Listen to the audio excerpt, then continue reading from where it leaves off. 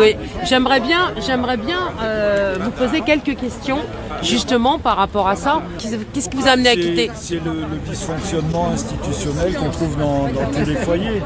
J'ai été témoin de violences sur des jeunes. J'ai même vu beaucoup plus loin jusqu'à la mort d'un jeune. Parler. Est-ce que c'est quotidien? Vous voyez une violence au quotidien ou vous les percevez une fois par semaine, 2 fois par semaine? On va appeler ça des dysfonctionnements.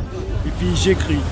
Et le dernier livre, justement, celui dont vous parliez, Môme brisé, môme placé, je fais des propositions pour changer le système, pas tout réformer. Alors, moins d'impunité de la part de l'ASE, plus d'écoute et en tout cas vérifier le travail de l'ASE. Alors voilà, de mettre en place un comité déontologique qui serait à même de contrôler l'ASE et d'apporter une nouvelle solution. Là, aujourd'hui, on se rend compte que l'ASE, c'est une structure qui est enfermée depuis des années avec un schéma de réponse qui est toujours le même, soit le placement, soit le suivi.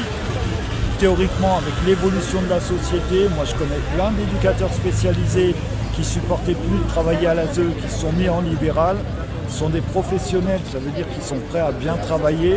Et ça peut être une solution. Soit ils lâchent prise, ils changent de métier. Et ça arrive régulièrement. Soit ils arrêtent et puis ils se mettent en libéral pour apporter leurs connaissances, leurs compétences, leur savoir-faire auprès des familles. Sauf qu'ils ne sont pas reconnus aujourd'hui institutionnellement, nulle part, alors qu'on pourrait se servir de ces gens-là. Pourquoi ne pas apporter cette aide financière à des parents pour maintenir des enfants dans leur foyer? Ça reviendrait moins cher. Et j'ai entendu beaucoup de femmes seules me le rapporter. On lui dit, si vous n'y arrivez pas, on va placer vos enfants.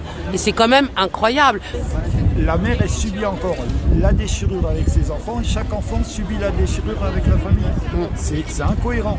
Tout ça pour un budget monstre, alors que si on mettait un éducateur en accompagnement de la famille avec un budget, on pourrait résoudre beaucoup de problèmes. En tout cas, apporter moins de souffrance et aider réellement la famille à s'en sortir. Non, c'est un éducateur. Moi, je suis éducateur. Vous êtes éducateur. Il était en foyer, donc il a écrit 2 livres. Non.